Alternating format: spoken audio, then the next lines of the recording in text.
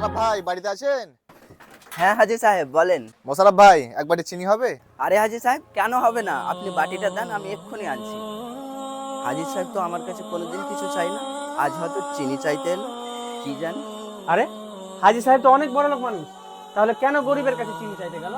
সেটাই তো রে, হতে পারে হাজি সাহেবের বাড়ি চিনি শেষ হয়ে গেছে। এই নেন হাজি সাহেব। শুক্রিয়া ভাই।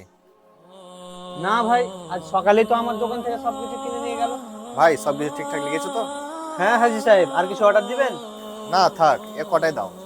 ঠিক আছে, আপনি বাড়ি যান, আমি 1 ঘন্টার মধ্যে আপনার বাড়ি সবকিছু পাঠিয়ে দিচ্ছি। ঠিক আছে, পাঠিয়ে দিও। চল তাহলে হাজি সাহেবকে জিজ্ঞেস করবো কেন গরিবের বাড়ি চিনি চাইতে গেছে। আচ্ছা।